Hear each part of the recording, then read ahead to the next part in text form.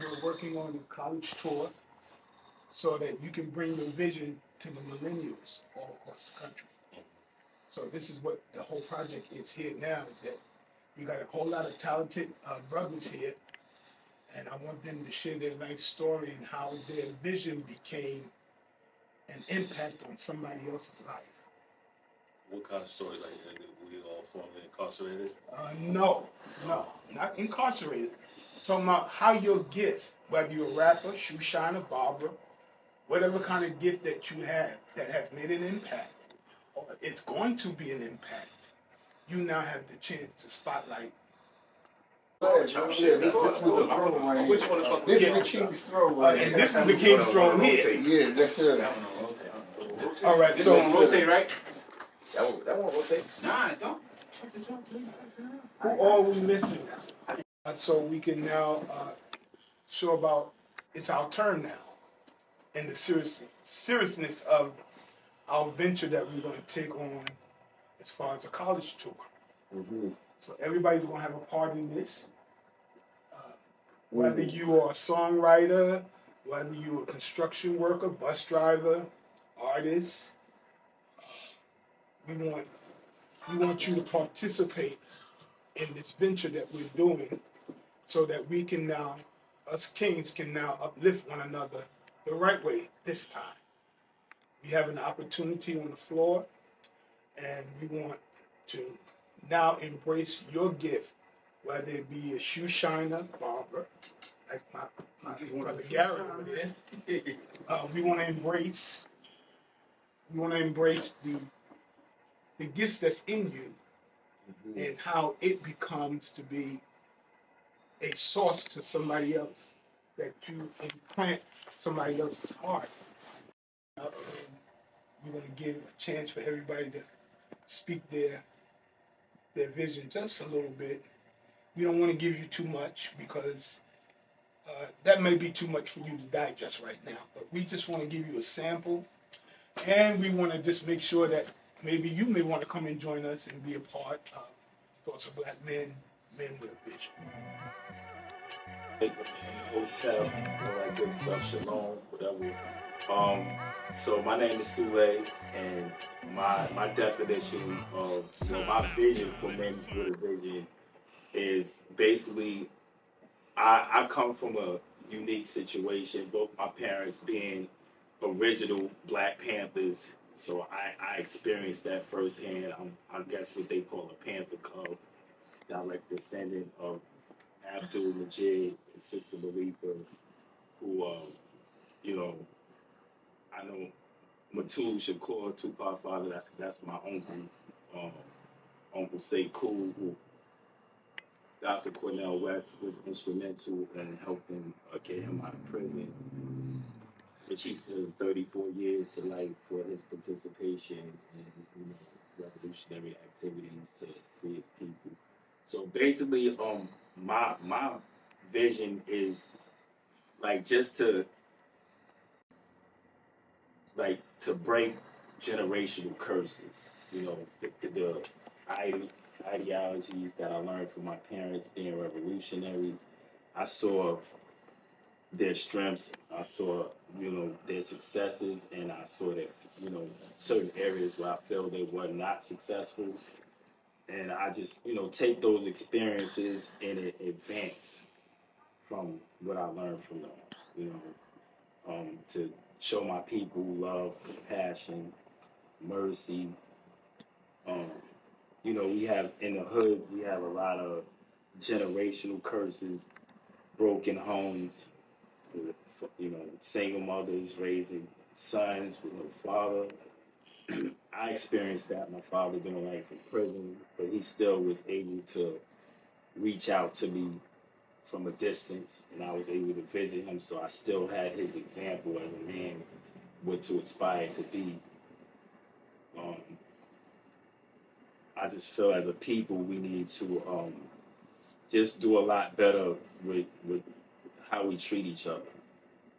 Showing each other love and mercy and grace, and to lead, like Gary said, by example.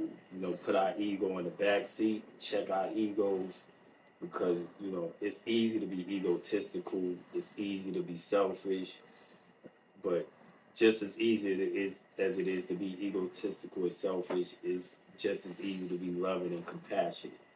But the environment we live in, it kind of like takes us away from our nature of loving and compassion. Time out. Let me find out they searching for me like they got work for me. In these streets I'm strong like Black Hercules. Family ties like mobsters. Why they stressing me?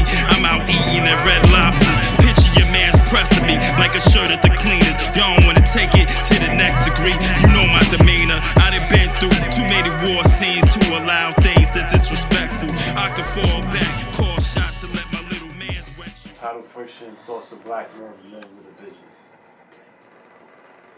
Bob you up. As far as my vision, I think it's best to know where like my origination is from. My parents are from Jamaica, and then they came to the United States, and I was born in Brooklyn, in the heavy West Indian neighborhood. So there was always a mentality of really hard work. But when you go to school, you're just like everybody else, So it's like, I'm not gonna sit here, I'm a West Indian. No, I'm African American. I'm here, and we're gonna deal with the problems like the American way. So there was like these two conflicts always when coming up, But it's cool. I'm from South Queens. So it's like we always got that warrior mentality of like travel. We got to make it happen in the city, like 2 hours. Kind of punctuality. It's a different kind of discipline, a different animal. As far as I got different visions. So one of the things I do, I swim. I was a really good swimmer. I noticed where I live, there's no swimming pools. Nothing, and like it's like a perpetual stereotype, man. I like the Asian culture, man. I wish there was some way we could make connections with folks out there, freaking Tokyo, wherever. I'm dead. I have a neighbor that lives in Tokyo, teaches English. Yeah, man. So we don't have to be stuck here. I live by JFK Airport. Always seen this damn plane fly over me. Folks is from Germany, and I'll be stuck here, But you want to go further. Q to the grub gon', then we gon' party, yeah, we gon' party. Now you're messing with these Bantu Africans, your man's too African. Spitting from my brain, heart, and abdomen. Prove my style is the champ again. Title Friction, dousing jam the road without your clan. I hear with knowledge, man. I'm suit the ball like Kim Jong-un behind the buttons. Hear the beat that was lace and think I was frontin'. I'm no joke, I will put you in a yoke. I don't wanna be provoked, just let me speak to my folks.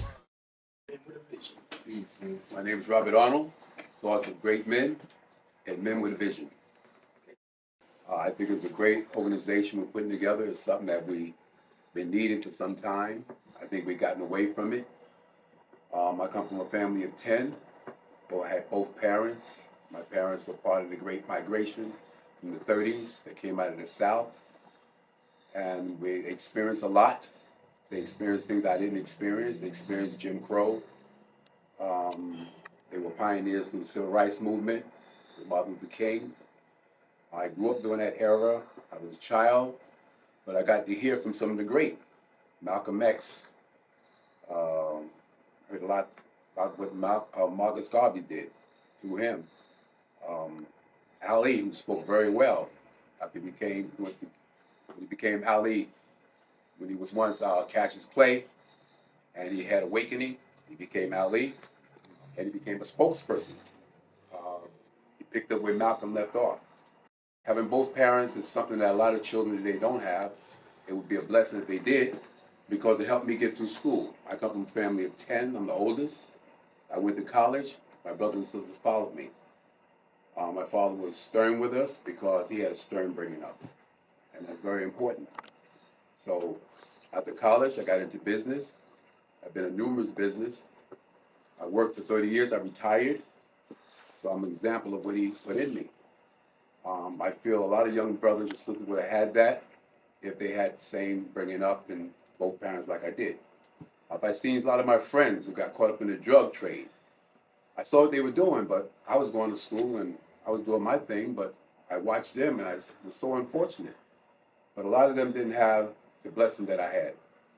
Hopefully, through something that we're doing, we're going to be those fathers that they didn't have. So they will be able to experience through us what they had missed. And those that did get caught up in situations may find a way out through something that we're going to say to them. I'm enlightened about this because I didn't think something like this would come about again from after what I've seen. My vision is pretty basic. I mean, I just basically want to be a better version of myself. I want to see the best side of me, like that song, Ransom, shout out to Ransom, is a 38 special. That song resonates crazy. You know, I just want to be a better version of myself, like, you know, just be an inspiration to others, along with my brothers here, aligned with Thoughts of Black Men.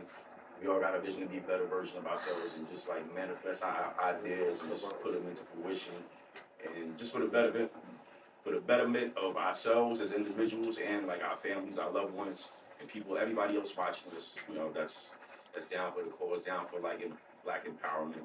I'm all for it. You know what I'm saying? I have my talents. I was a doodler as a kid in elementary school, and I'm so blessed to have my son who's like inherited his genes and is taking it to another level.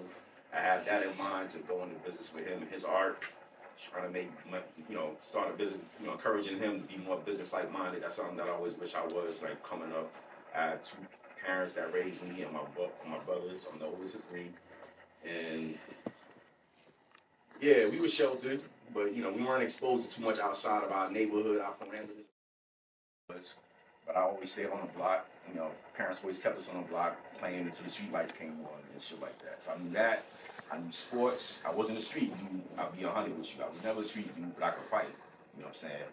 But there's a lot of things I wasn't exposed to until like later up coming up. That kind of brought about PTSD. That brought that into the fold. Like I experienced that with encounters in the streets of my own hood, and even when I was away in school, I never had a big brother or anybody, like any close friends to fend for me, so I had to deal with a lot of shit on my own without communicating with everybody what I was going through. So I had my struggles, but it didn't stop me from getting my high school diploma or play at Yankee Stadium for clutching for my varsity baseball team. I went to Solution all 4 years. State, flow to my fate, politic ways of grossing cake over some steak. Avoided taking mug shots, posing for Jake. This rap shit is where I make my pit stop peeing. Since it's politics and hip hop even, and everyone's crossing over the drill music like it's flip flop season. Gotta chill like $1 bill, you can get pop sleeping. E franchise, something like the vet, dumber for respect. Double dare, test my. Thoughts of Black Men, Men with a Vision. Ashanti Panagia. My story starts in Edenton, North Carolina, where I was born. That's what messes up everybody, first of all. It's a pretty crazy story because my mom is, 100% of what I had to be in terms of why I had to get to perfection in terms of every facet of what I'm doing in terms of entertainment and everything. My mom sings opera. She sang for the Pope, and she sang for Dr. Martin Luther King in Eastchester, I told you. And we spoke to her last night, I had to reaffirm that situation, but I was born in Edenton. My mom brought us to New York.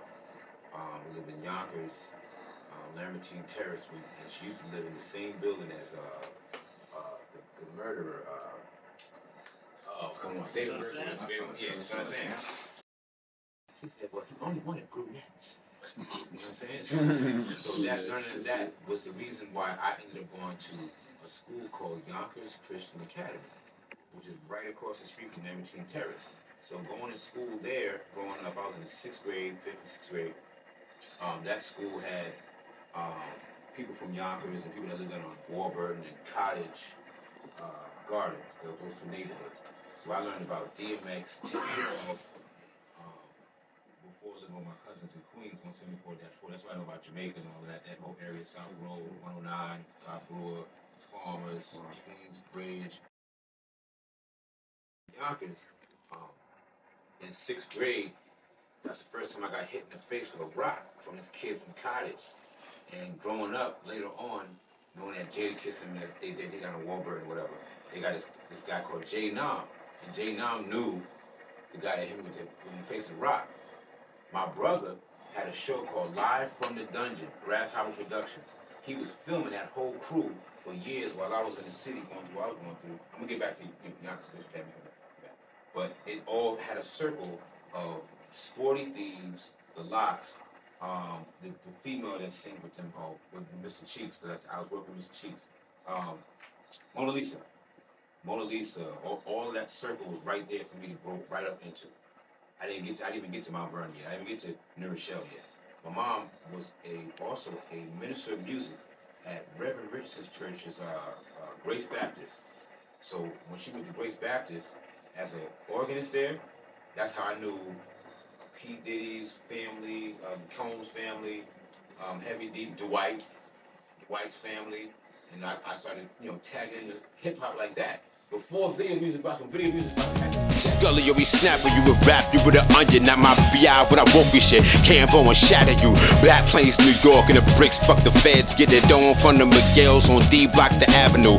Big Park, dark. I'm up in there when they clap at you. Never put a man behind bars. It's by the gratitude. Know who telling they yelling, cause niggas got the attitude. Pull it, and fuck the bullets like they altitude. 35 hit. University, and we have to have the University of Higher Learning. Once you could embody them both, we can do anything in this world. There's nothing we can't spend as a people, period. And we don't need any of the other infrastructures or extra herebys, because we have at the hands of the next people who are going to be in the next offices, next doctors, next lawyers, next everything. So the ones that's in there don't agree, we got the ones that's about to be in there, and we don't want to. It'll be a matter of time. So basically, what I did was I wanted to bring that aspect and that part of showing how we really can control the board, was bringing that aspect of the Concrete University, and a lot of places show decisions making. And like I've talked to you a lot of times, is mine on conflict resolution and all types. Thoughts of Black Men Living with a Vision. This is Anthony Chin, aka Elemental. Born in Brooklyn, New York. My parents are from the island of Trinidad and Tobago. Grew up in New Jersey. I live in Queens now. I do a radio show and I throw events when I can. Before COVID, I was doing events and doing parties and showcases. And I have the radio show that I do every Monday night from 8 p.m. to 10 p.m. on E-Box Radio. I went to Kane University in New Jersey. I got my undergraduate degree in mass communication and history, and I got my master's in public administration.